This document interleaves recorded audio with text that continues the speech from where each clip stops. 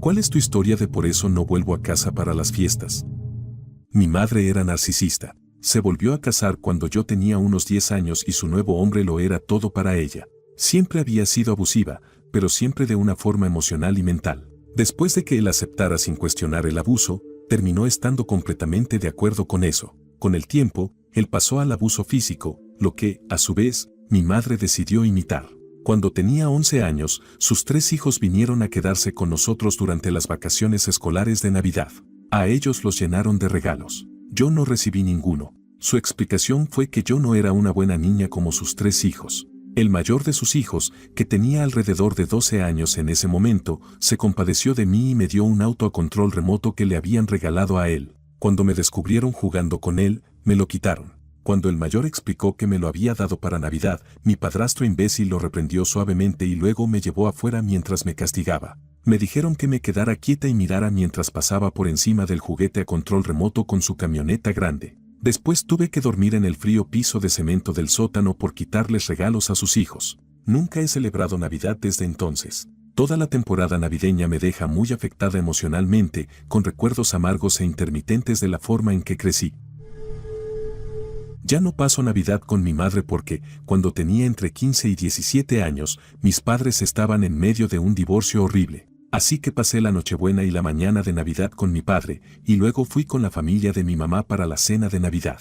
Ella estaba tan molesta porque yo había pasado la mitad de mi tiempo de Navidad con mi papá que, durante la cena, no se sentó conmigo ni me habló. Más tarde esa noche, mientras nos preparábamos para dormir en una habitación que compartíamos, ella estaba escribiendo en su computadora y todavía no me había dicho ni una palabra hasta ese momento. Le pedí que hiciera un poco menos de ruido porque estaba tratando de dormir y entonces explotó contra mí sin previo aviso. Todo terminó con ella diciéndome que yo había arruinado la Navidad y con mi abuelo llevándome en auto para encontrarme con mi papá a la 1 de la mañana de esa noche. Siempre estaré agradecida con mi abuelo por sacarme de esa situación horrible. Mi mamá y yo siempre hemos tenido una relación difícil desde que era pequeña, y mientras crecía siempre tuve una mejor relación con mi padre. Actualmente tengo 22 años y vivo sola desde la temprana edad de 18, por otra explosión que tuvo mi madre por las mismas razones. Mis padres todavía siguen intentando divorciarse hasta el día de hoy. Mi madre es una persona extremadamente narcisista, y me tomó mucho tiempo darme cuenta de que,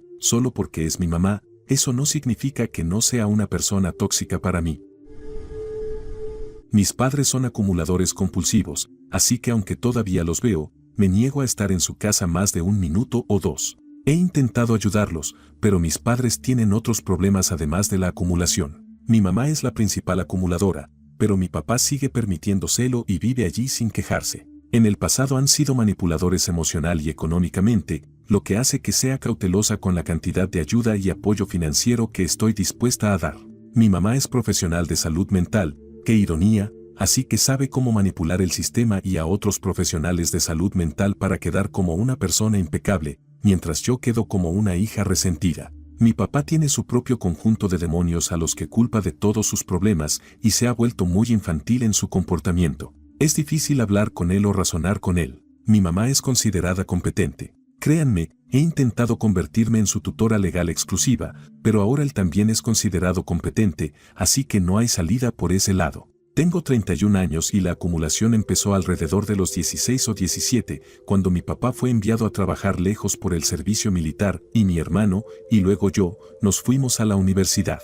Al crecer, teníamos una casa desordenada y llena de cosas, pero nada parecido al nivel de un programa de televisión, como está su casa ahora. La acumulación ha empeorado con los años. Me di cuenta de la magnitud de los problemas cuando tenía 18 o 19 años y empecé a evitar volver a casa. Alrededor de los 22 o 23, corté el contacto o mantuve muy poco contacto durante algunos años debido a disputas financieras. Desde los 26 hasta los 29, intenté desesperadamente ayudar. Obtuve un poder legal, había convencido a mi madre de que me diera la tutela exclusiva de mi padre y pensaba ordenar sus finanzas. Un par de semanas antes de que fuéramos a hacer todo esto, lo cual incluía que yo dejara mi trabajo para cuidar de mi padre, mi mamá se echó atrás y empezó a hacer acusaciones como loca. Desde los 29 hasta hoy volví a no tener contacto o a tener muy poco. Nada de lo que hago o digo tiene impacto. No me escuchan. Rechazan mi ayuda. Quieren que ignore sus problemas y finja que somos una familia feliz, mientras siguen viviendo una vida que no puedo aprobar. Ha sido un camino largo y terrible darme cuenta de que simplemente no voy a tener una relación normal con mis padres. Todavía estoy dispuesta a ayudarlos, pero necesito ver algún cambio por su cuenta antes de volver a ponerlo todo en juego por ellos. No creo que la relación sobreviva a más manipulación de su parte. Mi mamá es una narcisista violenta y mi papá era más bien un cómplice violento. En general no tengo contacto con ellos y no saben dónde vivo. La Navidad siempre era en la casa de mi abuela, del lado de mi mamá, en otro país, y nos quedábamos 1 o 2 semanas. Creo que cada vez que íbamos, mi mamá perdía completamente el control por algo insignificante y empezaba una sesión de gritos. Yo me encerraba en el baño para alejarme, o una vez ella me encerró allí con ella para poder seguir regañándome. Las últimas veces terminaron con mi abuela, que normalmente era muy tranquila, gritándole a mi mamá por arruinar la Navidad otra vez, y entonces ella sí se detenía y terminaba disculpándose con ella. Nunca se disculpó conmigo, por supuesto. Volví a contactar a mi abuela después de un par de años y a veces voy a visitarla. Ella me avisa cuando mi mamá no está, para que pueda visitarla en paz. Mi papá nunca iba a Navidad, pero mis recuerdos más claros de él son de cuando me hacía sentar en el sofá y me lanzaba una pelota directamente a la cara mientras se reía como un desquiciado. La última vez que fui a casa fue para despedirme de mis gatos. Pronto voy a arreglarme la nariz torcida y espero que ellos sigan siendo tan miserables como siempre lo han sido. Nuestra primera hija cumplió 1 año poco antes de la Navidad del 95. En ese momento, mis suegros vivían en un pueblo que quedaba aproximadamente a 2 horas en auto de nosotros. Mi suegra preguntó si nos quedaríamos en su casa en Nochebuena, y dijimos, no, es un poco difícil con un bebé. Manejaremos hasta allá para acompañarlos el día de Navidad. No estaba contenta, pero dijo, está bien, pero tienen que estar aquí a las 10 de la mañana. A esa hora vamos a abrir los regalos. Así que nos levantamos muy temprano la mañana de Navidad, desayunamos rápido, preparamos a la bebé y salimos a la carretera a las 6:30 de la mañana. Manejar fue un poco lento por la nieve y el hielo, pero llegamos a la casa de mis suegros a las 9:50 de la mañana. Nos sonreímos con alivio. Lo habíamos logrado. Entramos a la casa, solo para quedarnos mirando con consternación y decepción. Había papel de regalo roto por todas partes. Todos habían abierto sus regalos sin nosotros. Mi esposo normalmente no es de confrontar, pero esta vez no pudo evitarlo. Acorraló a su madre en la cocina y le dijo enojado, ¿por qué no nos esperaron si llegamos a tiempo? Ella dijo dulcemente, oh, los niños no querían esperar. Esos niños eran la hermana menor y el hermano menor de mi esposo, que tenían 26 y 21 años en ese momento. Hasta el día de hoy, estoy convencida de que decidió no esperar porque nos estaba castigando por no habernos quedado a dormir en Nochebuena. En fin, eso nos mostró lo mucho que le importábamos y, después de un par de experiencias similares más, nos pusimos firmes y desde entonces celebramos el día de Navidad en nuestra propia casa.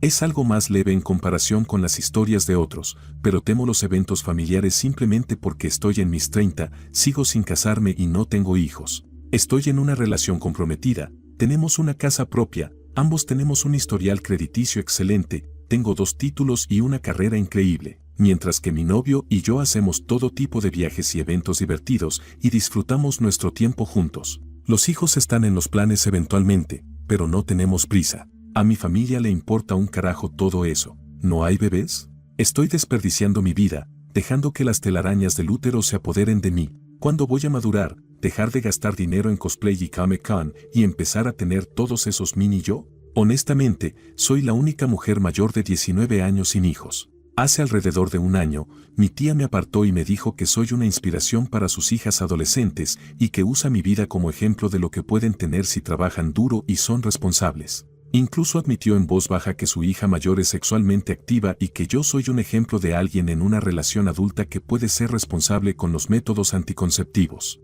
Lloré y le agradecí por valorar mi vida en lugar de señalar lo que aparentemente estoy haciendo mal.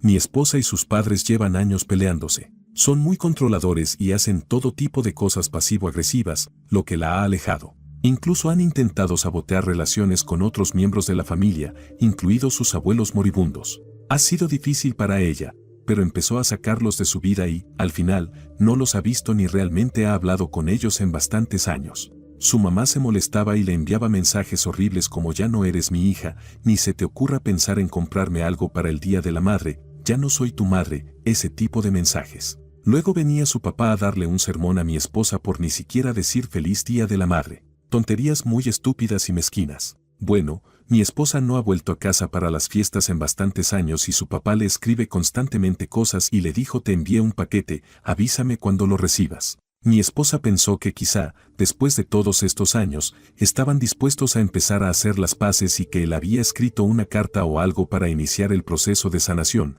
pero no, eran unas tarjetas de regalo. Así que mi esposa le agradeció el regalo, pero le dijo que no iba a volver a casa para verlos durante las fiestas. Entonces su papá hizo un berrinche e insistió en que le devolviera las tarjetas de regalo y le dijo lo horrible hija que era. Mi esposa lo hizo, pero quedó destrozada. Lo peor es que su papá le escribe mensajes con tonterías como ¿qué tal ese partido de fútbol americano? O malditos Yankees, que ella ignora, y no está por encima de usar cualquier cosa para intentar hacerla sentir culpable y lograr que le responda. Lo último fue ese ataque con camión en Nueva York hace unas semanas. Le envió un mensaje muy sentido sobre en días como hoy sería lindo saber de ti, pero por lo demás no asume ninguna responsabilidad ni intenta realmente reparar la relación. Una lástima. Si siguen así, puede que nunca lleguen a conocer a su nieto ni a tener una relación con su hija. En fin, yo prefiero mantener las fiestas tranquilas y las fuerzas negativas en tu vida no valen la pena.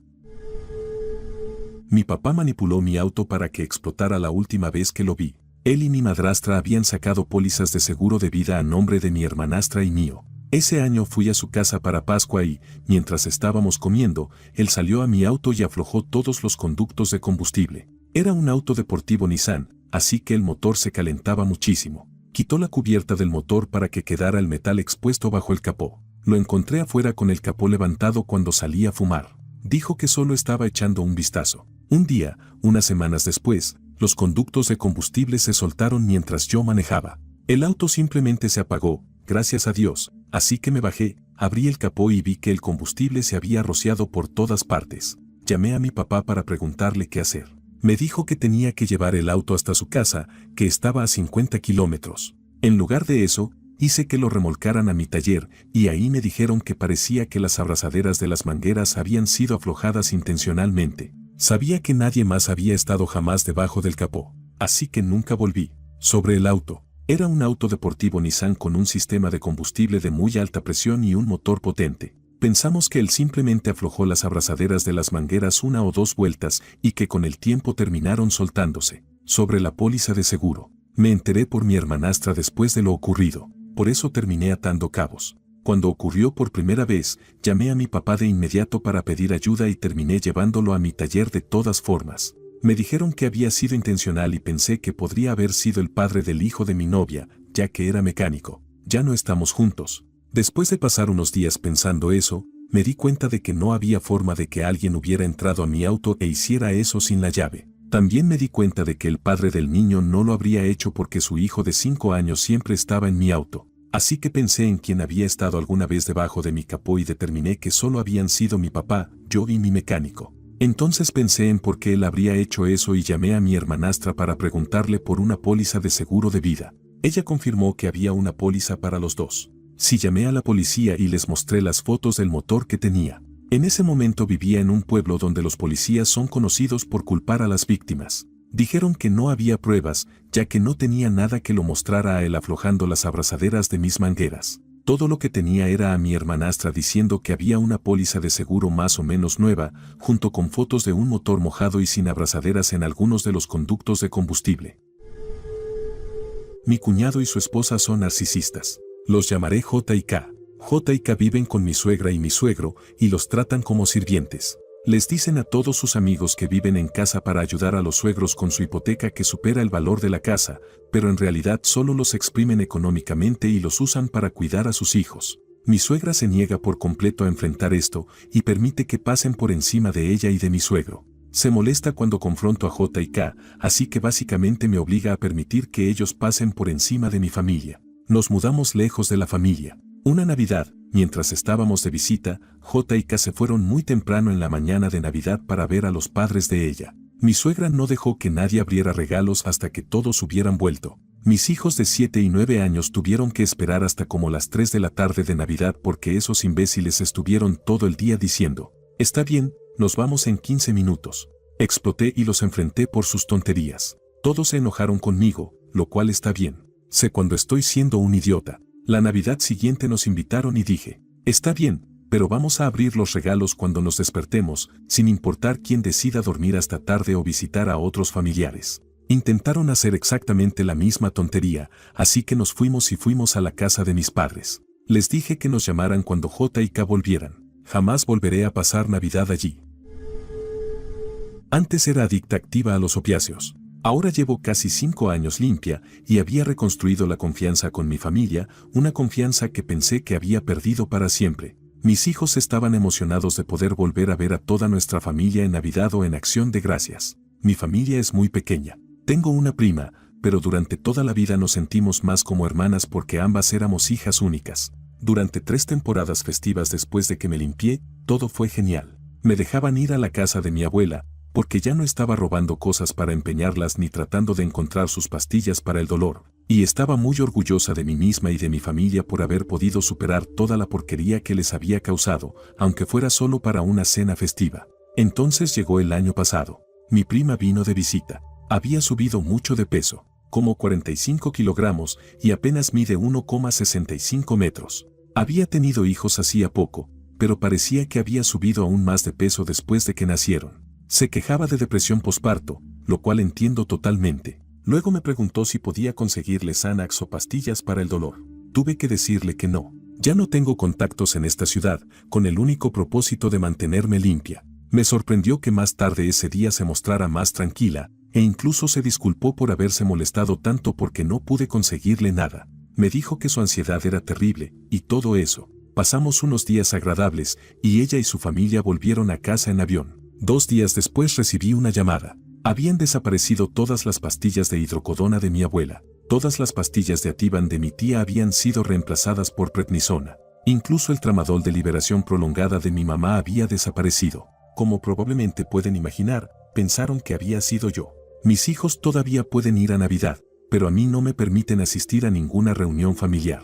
Mi prima está aquí de visita ahora mismo. Me pregunto a quién culpará esta vez por esas pastillas desaparecidas, ya que yo no puedo estar allí para ser su chivo expiatorio.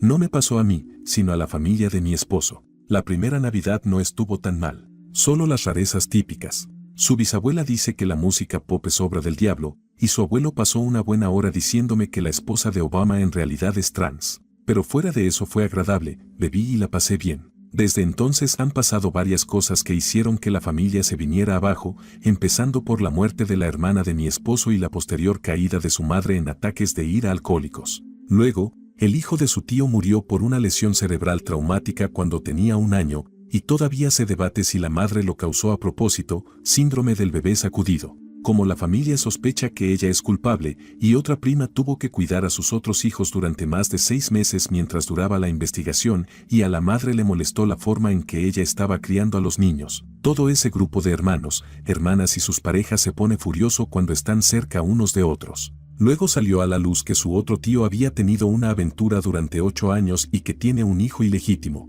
Creo que él y su esposa siguen juntos, pero eso causa mucha tensión en el matrimonio, comprensiblemente. Y luego está su prima.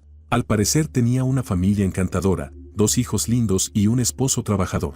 Luego su esposo tuvo relaciones con su mamá. Creo que siguen juntos, pero no puedo imaginar que alguna vez superes que tu esposo se acueste con tu mamá. En resumen, eso hace que la Navidad sea realmente tensa, y no pienso acercarme a eso ni con un palo de 6 metros. Soy una de esas personas que creció en una familia aparentemente perfecta, pero a medida que fui creciendo me di cuenta de que solo era así porque todos aceptaban unas reglas extrañas. Para dar un poco de contexto, soy el hijo menor de una familia de 5 hijos, y también soy el que llegó mucho después, además de ser el único varón. Pero esto no trata tanto sobre mí, sino sobre mi hermana menor, Sofía. Ella sufrió una enfermedad extraña cuando era más pequeña y todos pensaban que podía morir en cualquier momento durante los primeros 7 años de su vida, así que la consintieron demasiado mientras eran incapaces de imponerle cualquier tipo de regla. Y eso no se detuvo ahí. Aunque mejoró, siguieron haciéndolo. Con el tiempo, Sofía se convirtió en adolescente, y una adolescente tiene muchas frustraciones, así que, ¿con quién más se iba a desquitar si no era con su hermano 6 años menor? Y como nadie tenía la capacidad de decirle que se detuviera, la solución fácil para mis padres fue mirar hacia otro lado. Y siguieron mirando hacia otro lado durante los siguientes 8 años, hasta que fui lo suficientemente fuerte como para defenderme de verdad. En ese momento pasó a ser culpa mía que ella terminara con una fisura en el brazo porque la golpeé una vez y no se le echó ninguna culpa a ella, aunque había golpeado a su hermano menor casi a diario durante 8 años seguidos. Bueno, aún así, fue un precio pequeño que pagar, ya que eso detuvo su abuso hacia mí. O decir que lo detuvo temporalmente sería más correcto. A medida que crecía, se dio cuenta de que quizá no iba a convertirse en todas esas cosas que planeaba ser cuando era más joven.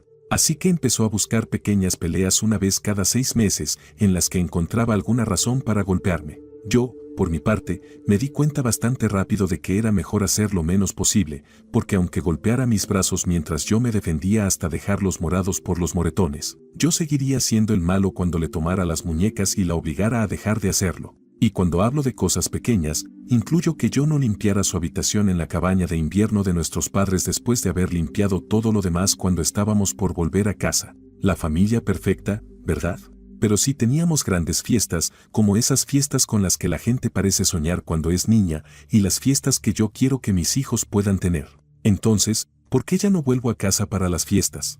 Digámoslo así, mis padres extendieron el derecho de mi hermana a hacerme daño físico a su prometido, quien intentó subir el nivel tratando de estrangularme. Como pasaba una vez cada 6 meses, mi hermana intentó iniciar una pelea para ganarse algunos puntos de sientan lástima por mí con mis padres, pero yo no estaba dispuesto a seguirle el juego. Se suponía que iba a llevarla desde la finca rural de mis padres hasta la ciudad a cambio de que me prestaran un auto para una cita, y simplemente no quería arriesgar eso, así que hice todo lo posible por evitarlo. Casualmente, también iba a llevar a casa a una de mis otras hermanas, que tiene una discapacidad severa tanto mental como física, así que sí, no tenía ganas de pelear. De todos modos, mi hermana menor seguía queriendo esa pelea, así que continuó intentando provocar algo hasta el punto en que exigió que nos fuéramos ahora, aunque mi hermana con discapacidad severa todavía estaba en el baño y, bueno, no habría sido una buena situación. Así que le grité a mi hermana menor, diciéndole que era una consentida y una persona horrible. Bajé corriendo a mi habitación, volví a subir y le grité desde unos 6 metros de distancia que era una persona horrible, aunque puede que haya usado un lenguaje más agresivo de lo necesario. Entonces el prometido de mi hermana menor intervino e intentó estrangularme hasta que logré soltarme y bajé a mi habitación. Entonces, ¿cómo afecta eso mis ganas de volver a casa durante las fiestas? Bueno, después de eso, mi papá los llevó a ambos a la estación de tren y luego volvió para contarnos la versión de ella sobre lo que había pasado, que casualmente me señalaba a mí como el malo, a ella como la buena y a su prometido como el caballero de brillante armadura. Y esa versión quedó. Y cuando digo que quedó, no hablo de esa versión en particular, sino de su derecho a definir lo que realmente había pasado, porque su versión cambiaba de una semana a otra. Al mismo tiempo, mis padres hicieron todo lo posible para justificar el ataque de su prometido contra mí porque, bueno, él solo quería defender a mi hermana. Así que hasta el día de hoy, y mi papá ya falleció desde entonces, mi mamá insiste en que mi hermana menor no tuvo ninguna culpa en lo que pasó y que todo fue culpa mía. ¿Pero eso es todo? No, para nada. Mis padres pagaron para que yo visitara a un psicólogo, pero dejaron de hacerlo porque no estaban satisfechos con él, ya que no logró hacerme cambiar de opinión. También contactaron varias veces a mi novia e intentaron que ella me hiciera cambiar de opinión. Y otra de mis hermanas incluso me dijo que era mi decisión no formar parte de la familia, aunque se olvidó de agregar que, para formar parte de la familia, tenía que aceptar que mi hermana menor tenía derecho a abusar físicamente de mí incluso a los 35 años y más. El precio de una familia perfecta. Así que ahora soy el chico malo. Sin embargo, sí tuve mi venganza perfecta, ya que escribí partes de lo ocurrido en un blog público. Y aunque mis padres y mis hermanas actuaban como si hubieran hecho lo correcto, todos se pusieron furiosos por ese blog, y no entiendo por qué. Claro, parece que sus amigos y colegas lo han encontrado con los años, pero como todo trata sobre cosas que ellos defendieron, y como les dije que eliminaría cualquier cosa que pudieran demostrar que era falsa, si sentían que eso los hacía quedar como personas moralmente corruptas o algo así, podrían haberme pedido perdón o al menos decirme que lo lamentaban.